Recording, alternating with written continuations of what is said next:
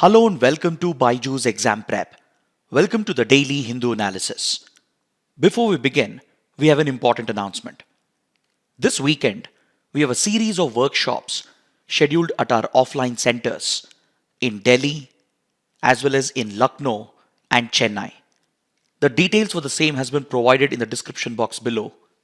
So kindly take a look and register if you wish to attend these offline workshops. And also, don't forget to join our official Telegram channel for more updates on current affairs and our initiatives. With this, let's get started with the analysis of today's The Hindu newspaper by looking at an article from the front page of the Delhi edition. This article refers to the Collegium system and the National Judicial Appointments Commission, as the Supreme Court has agreed to review the Collegium system following a petition. This issue surrounding the Collegium system acquires all the more importance because recently Union Law Minister has openly criticized the Collegium system of appointment of judges, as such a system where judges appoint themselves does not exist in any democratic country. But however, the Supreme Court repeatedly has justified the Collegium system and has pointed out that there are enough checks and balances in the Collegium system to ensure that the appointments are purely merit-based. And the Supreme Court has continued to back the Collegium system as a necessity in order to retain the independence of the judiciary, which according to the Supreme Court could be threatened if the executive were to play a role in the appointment of judges. So in this context, we need to understand the appointment process of judges in India and talk about the Collegium system in complete detail and also discuss the NJAC or the National Judicial Appointments Commission. See, under the Indian Constitution, Article 124 provides for the establishment of the Supreme Court, and we have a corresponding provision under Article 217 with regard to High Courts. Under Clause 2 of Article 124 and Clause 1 of 217, the Constitution provides for the appointment of judges to the Supreme Court and the High Courts respectively. As per these provisions, the appointment of judges to the higher judiciary is made by the President under his seal and warrant, and the President is required to hold consultations with such judges of the Supreme Court and the High Court as necessary.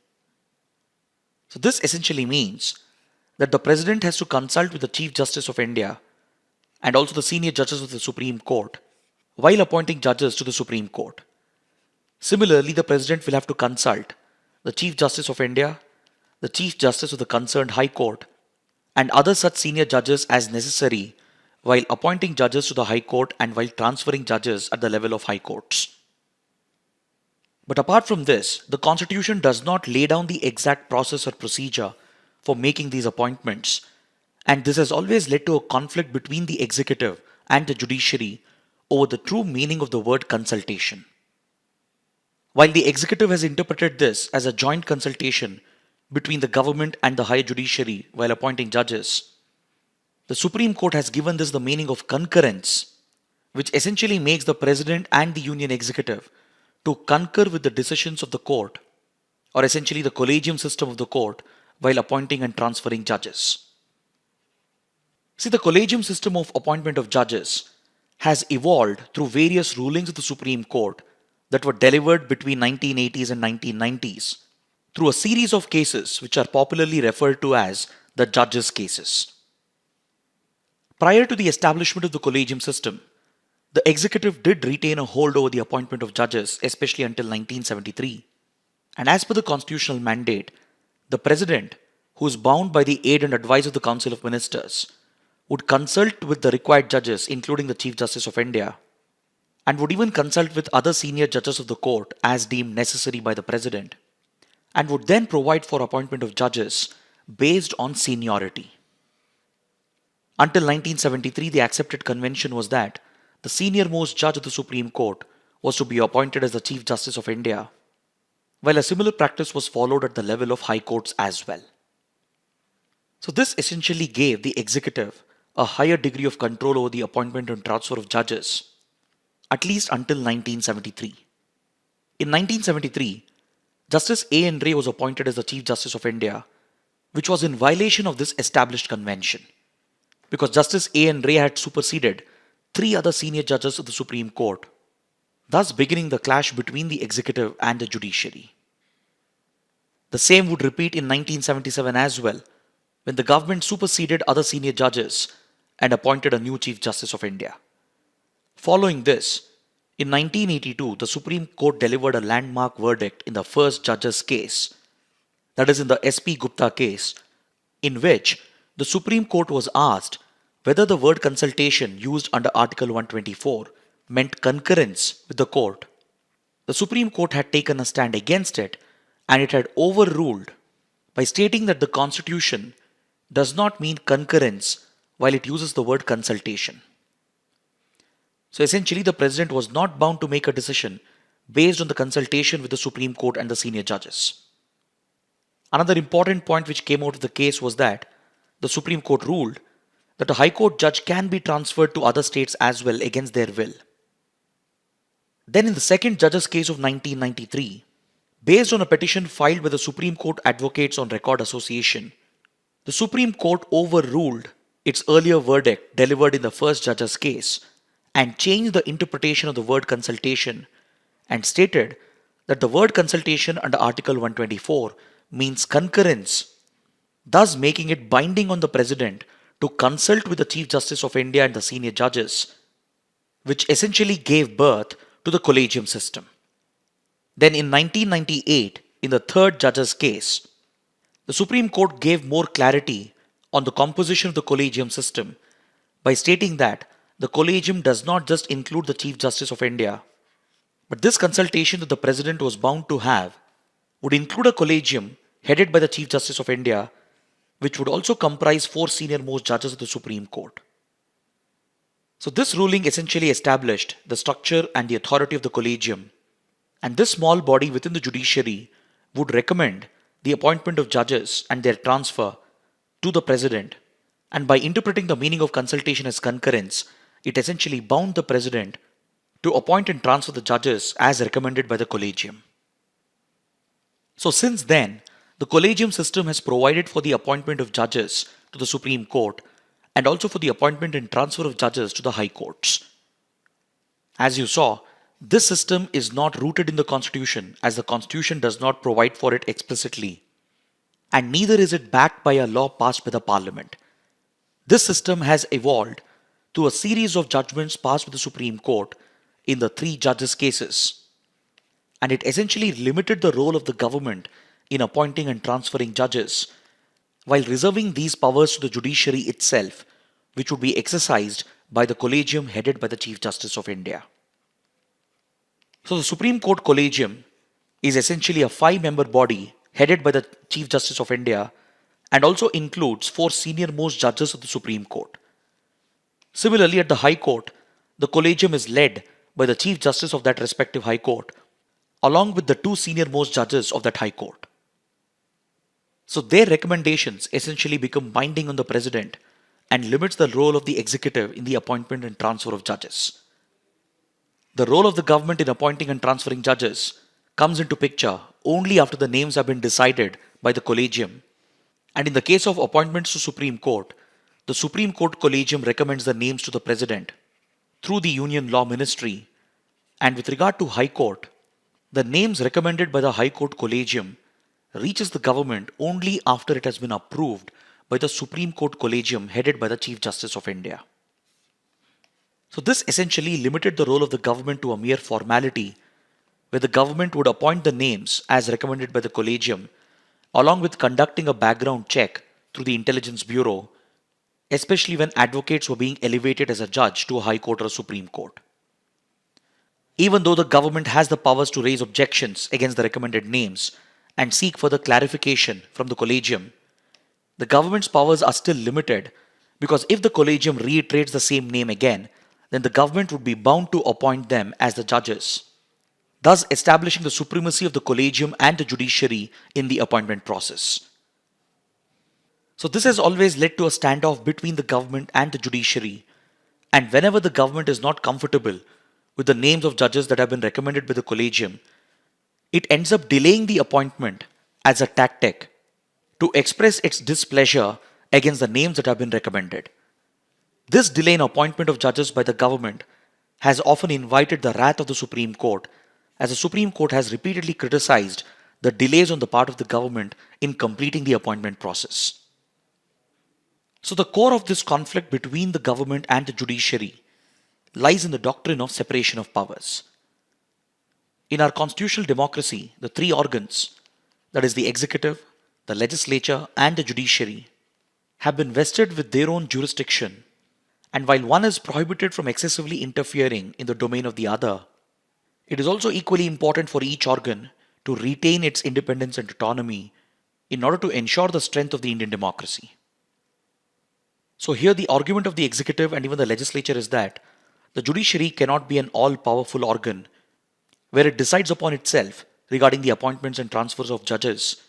that too through an opaque, non-transparent process. As the rulings of the higher judiciary has a significant bearing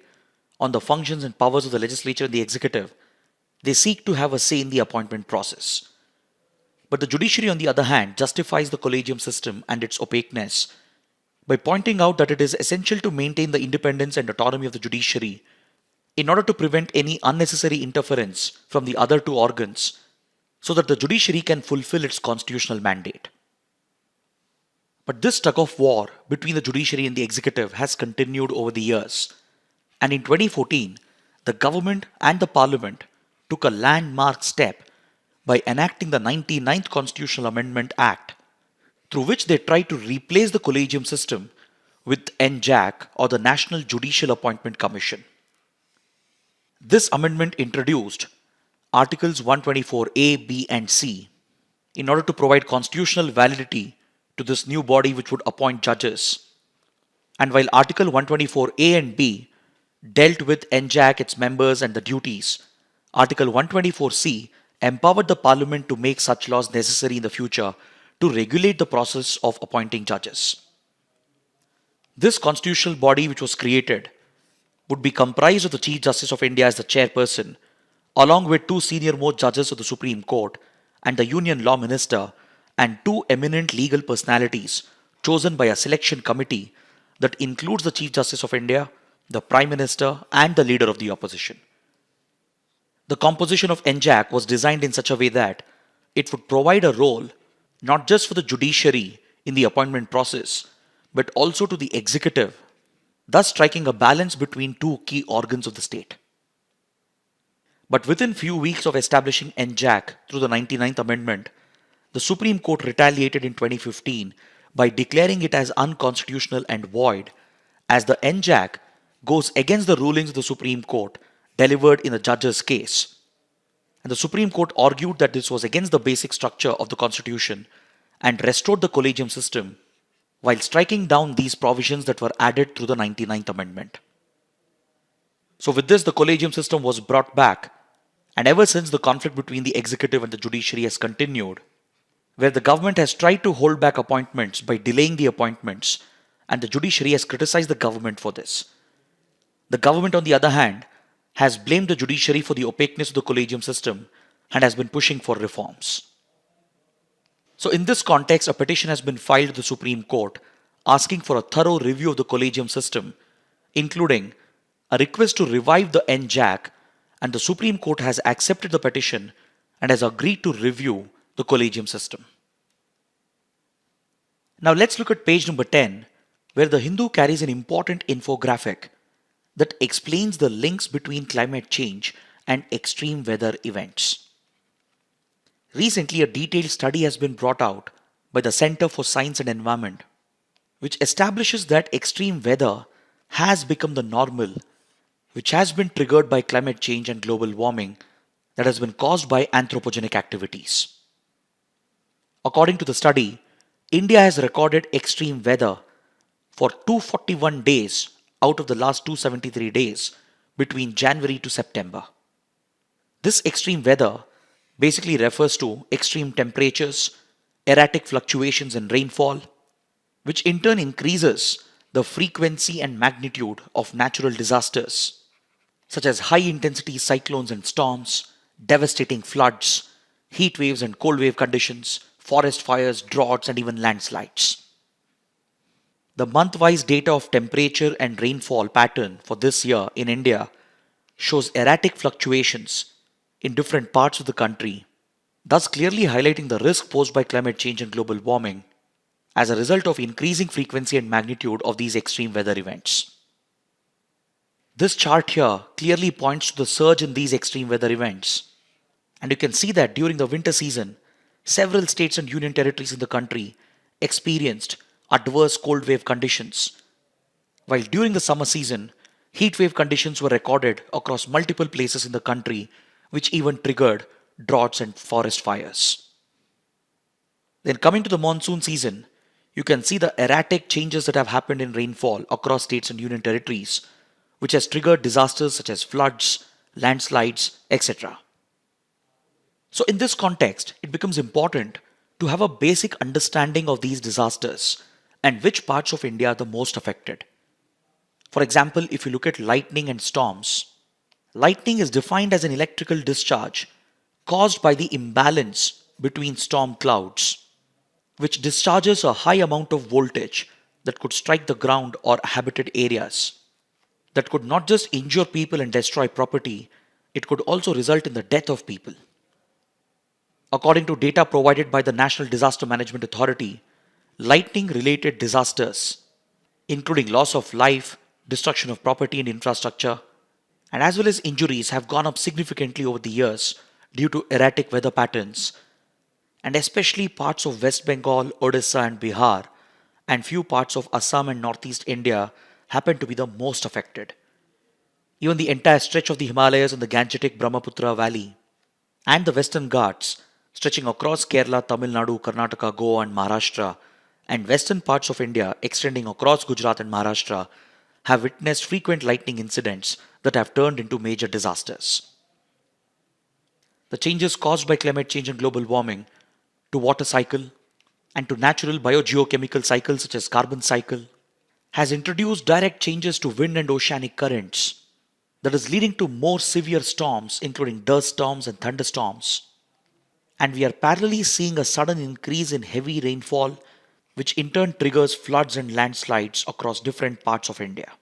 and has led to devastating floods across the river basins of Ganga, Brahmaputra, Krishna, Godavari, even the Indus Basin, the Mahanadi, Kaveri, and even across the west flowing rivers of India. This has affected multiple states and union territories, including Uttarakhand, Assam, Bihar, Kerala, West Bengal, Andhra Pradesh, Jammu and Kashmir, and many others. These erratic temperature and rainfall conditions has even led to drought in several parts of the country, especially in the interior, arid and semi-arid regions of Rajasthan, Madhya Pradesh, Karnataka, Telangana, Maharashtra, Chhattisgarh, Gujarat, and even Tamil Nadu. Extreme rainfall and floods witnessed in many of these states even triggers secondary disasters such as landslides, as a result of which the Himalayan belt has become highly vulnerable, especially states such as Uttarakhand and Himachal Pradesh. Even the other stretches of the Himalayas, including Sikkim and northeast of India, are highly prone to landslides, and the same is the case with Jammu and Kashmir as well. And the Western Ghats happens to be the next most susceptible region with regard to landslides,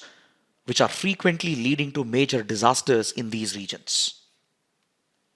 The erratic changes in temperature across India has even led to heat wave and cold wave conditions across the country, with extremely high temperatures being reported across northern and central parts of India, along with extremely low temperatures being noted in the same region during the winter season. These adverse conditions pose a significant risk to human life, and while heat waves can lead to heat strokes and even death, cold wave conditions have led to frostbite, hypothermia, and even death. The most unfortunate part is that the biggest impact of these disasters is felt by the poor people who do not have adequate protection against these disasters as they are exposed to them directly, thus increasing the burden of these disasters on the lower sections of the society. The country has even been witnessing extreme events like increased snowfall, which in turn has led to avalanches in Jammu and Kashmir, Sikkim, and Himachal Pradesh, and repeated cloud burst events in Uttarakhand and Himachal Pradesh, which causes floods and landslides. Then the east coast and west coast of India have been hit by high intensity cyclones, as changes in sea temperature, oceanic currents, and wind currents has directly increased the frequency and magnitude of these cyclones, particularly in the North Indian Ocean, which is a breeding ground for high intensity cyclones, both in the Bay of Bengal and as well as in the Arabian Sea. Now, this pattern of erratic weather has not just been limited to India, but the same can be seen around the world, be it in Australia, other parts of Asia such as Japan, Philippines, and China,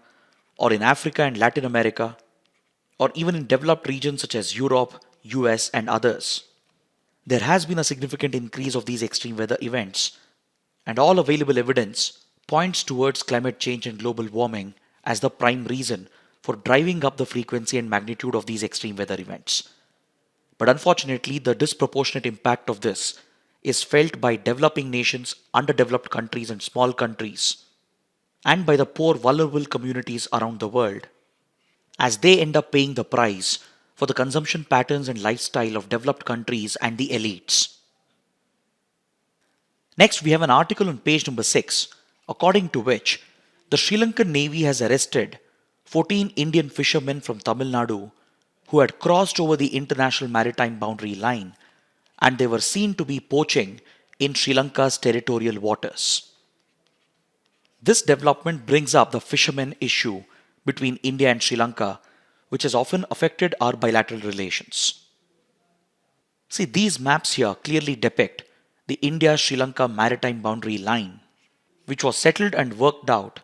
through maritime boundary agreements signed in 1974-1976. This boundary line has been drawn in line with international law, and it abides with the provisions of the UN clause or the UN Convention on the Law of the Sea. So accordingly, both the countries have clearly drawn up their exclusive economic zone, where both the countries enjoy exclusive economic rights over resources present in their respective EEZs, and any trespassing and poaching from either side is prohibited under international law. But since many years, fishermen from Tamil Nadu have often resorted to an exploitative form of fishing known as bottom trawling by using mechanized boats, as many of them are able to easily procure these boats as it is often subsidized by the state government.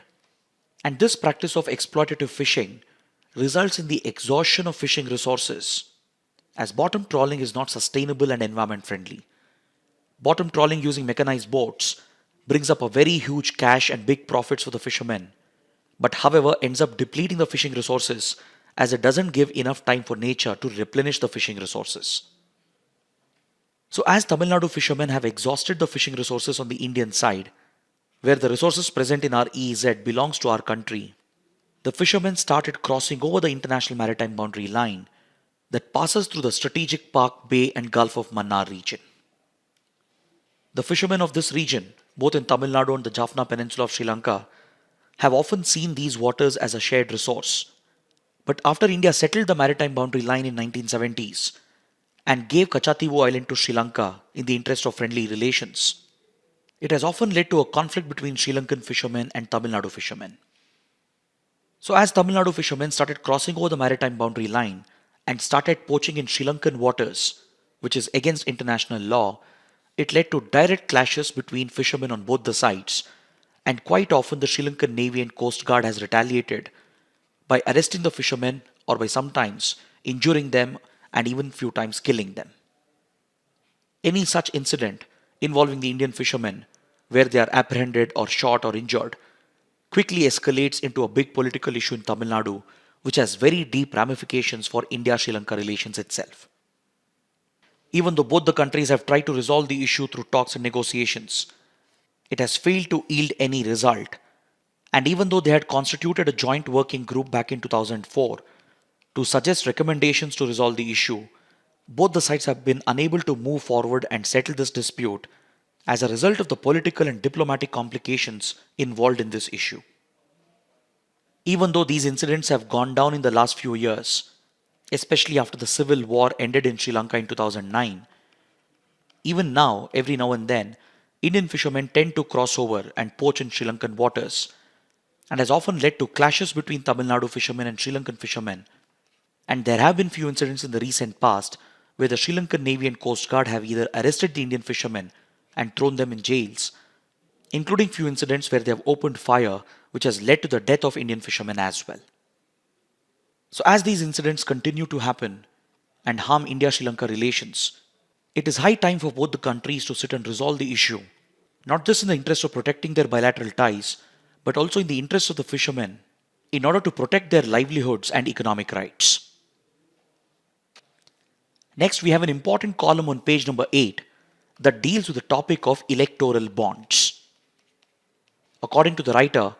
the practice of electoral bonds has enabled opaque political financing to political parties.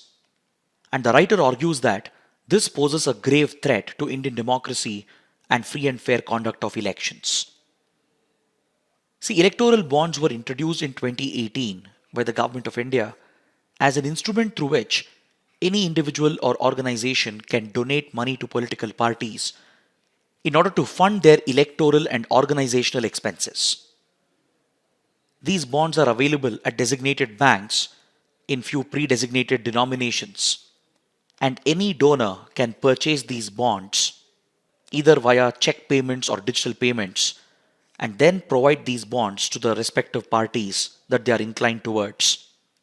And the political parties in turn can encash these bonds within 15 days of receiving them in order to fund their electoral expenses. The process of electoral bonds is such that the identity of the donor remains anonymous as far as the political party is concerned. And when this instrument was introduced in 2018 after being promised in the 2017-18 budget by the Union government, the government had argued that the primary purpose of electoral bonds was to promote transparency in political funding. Then Finance Minister Arun Jaitley had argued that such a system of electoral bonds was necessary in the Indian democracy to promote transparent political funding. And since then, according to data provided by the government to an RTI response, in the last 4 years, electoral bonds have been bought in 19 phases, and a total sum of 9,200 crore rupees has been donated by various individuals and organizations, out of which around 9,187 crores has already been encashed by political parties. While the government has repeatedly justified the system of electoral bonds to fund political activities, there has been a lot of criticism against it because according to the critics, electoral bonds, instead of promoting transparency, it does the exact opposite, as it provides complete anonymity to the donor and apparently seems to have benefited one particular party, as majority of the donations have been channeled towards one political outfit. Critics have long argued that the anonymity of electoral bonds is only for the public and opposition parties, but ruling party at the center tends to benefit, as the bonds are issued by government-owned banks such as SBI. So this creates a possibility where the government would either know the donor and later could be expected to do favors to the donor after being elected to power, or it could be used as an exploitative tool to extort money from big organizations and corporates, even by threatening them or by victimizing them. The other criticism is that even though foreign donations are not allowed in order to prevent any foreign manipulation of Indian elections, foreign entities can still donate through their Indian subsidiaries, thus giving scope for foreign manipulation of elections. The other concern which has been raised by critics is that when electoral bonds was announced, there was actually a cap on the amount of political funding that a private company could provide for. This had been capped at 7.5% of the average net profits of a company as per the Companies Act. But the Government of India amended this act after introducing electoral bonds, and this cap on political donation has been removed entirely, which has essentially allowed big corporates and large companies to donate unlimited sums of money, thus opening the door for corporate manipulation of elections. These concerns had been pointed out even by the Election Commission of India and has even been recognized by the Supreme Court, but the government has continued justifying electoral bonds and says that it is a transparent way of funding political parties and has helped in eliminating cash-based transactions which are completely unaccountable and untraceable. Next, on the same page, we have another important column related to the Pradhan Mantri Garib Kalyan Yojana. See, this critical scheme was launched by the Government of India at the start of the pandemic when India imposed its first lockdown to deal with COVID-19 and was an extension of the larger Pradhan Mantri Garib Kalyan package and was intended to help the poor and the migrant laborers to deal with the impact of the lockdowns caused by the pandemic in order to ensure their food security and nutrition levels. Under this ambitious initiative, the Government of India has been providing additional 5 kilograms of food grains completely free of cost over and above the subsidized food grains that the poor are already receiving under the public distribution system. The beneficiaries of the Pradhan Mantri Garib Kalyan Anna Yojana have been the beneficiaries of the National Food Security Act, and its coverage has been extended to include not just those who are poor and below the poverty line, but also to specifically include migrant laborers who took the biggest hit of the lockdown and the pandemic. Initially, the scheme was supposed to be implemented for a 3-month period from April to June 2020, covering around 80 crore ration card holders. But periodically, the scheme has been extended as the economic impact of the pandemic still remains. And recently, in September, the scheme was extended for one last phase till December 2022. The Finance Ministry has been spearheading this initiative along with the other concerned ministries, and the benefit of free ration has been further extended and simplified through the One Nation, One Ration Card system. And according to the Government of India, it has benefited millions of poor people and migrant laborers in the country over the last 2 years. According to data provided by the government, under the Pradhan Mantri Garib Kalyan Anna Yojana, free food grains have so far been distributed to millions of beneficiaries in 6 different phases, which accounts for an estimated subsidy amount of more than 3.45 lakh crore rupees. The latest phase, which has been announced by the government, alone is expected to cost around 44,762 crore rupees. And through this initiative, the government has hoped to continue helping the poor and vulnerable communities which have taken the full impact of the pandemic and the economic slowdown. However, the government has been facing challenges in its implementation as the supply of food grains have been disrupted globally, not just due to the pandemic, but also due to the Russia-Ukraine conflict which has broken out. So as the prices of food commodities have gone up, rising inflation and rising cost of food grains has become a concern to fund the program.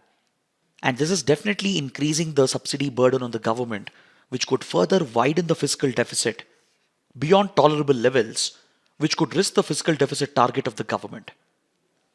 Along with this, a criticism has been that the beneficiaries chosen for this scheme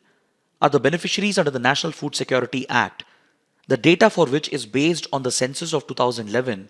which according to the critics is an outdated data. So as a result of this,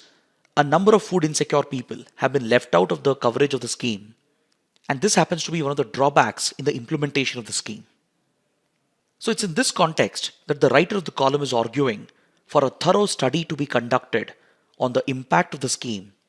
because without a doubt, the scheme has definitely benefited millions of beneficiaries during a difficult time. But parallelly, there have been a number of concerns regarding poor implementation, diversion of food grains as a result of corruption at the grassroots. And in order to identify these gaps and to plug the leakage, the writer is calling upon the government to conduct a thorough study about the effectiveness and implementation of the Pradhan Mantri Garib Kalyan Anna Yojana. Now coming to the last article for today, we shall take a look at the editorial on page number 8 that deals with India's foreign trade and rising deficits. The editorial first expresses concern about India's diminishing exports, the impact of which has been felt across sectors including manufacturing and agriculture. Latest trade data from the government has shown that India's export of commodities has seen a significant decline due to reduced global demand over the last few months, while parallelly India's imports have been rising consistently, thus putting a lot of strain on India's current account deficit. As the deficit widens, Indian economy has been hit by another concern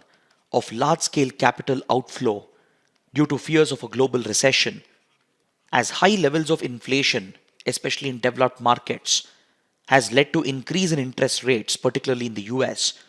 which has triggered the flight of capital from developed countries back towards US government bonds, which has further put a lot of strain on currencies such as the Indian rupee. As the rupee has depreciated against the US dollar,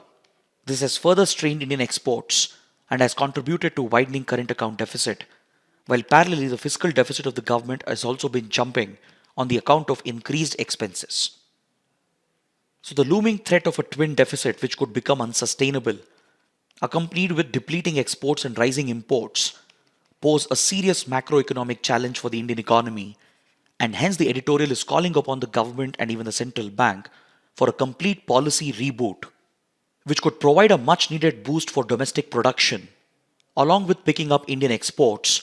and stabilizing the overall macroeconomic factors. Now let's take a look at the mains practice questions. The first question: critically examine the system of appointment of judges in India. The second question: extreme weather events have increased in frequency and magnitude as a direct result of climate change. Evaluate the consequences. Kindly write an answer to these questions and post your answers in the answer writing portal, for which the link has been provided in the description box below. So with this, I would like to bring my discussion to an end, and if you like the initiative, do support us by liking the video, share it with other aspirants, and don't forget to subscribe to our channel. Thanks for watching.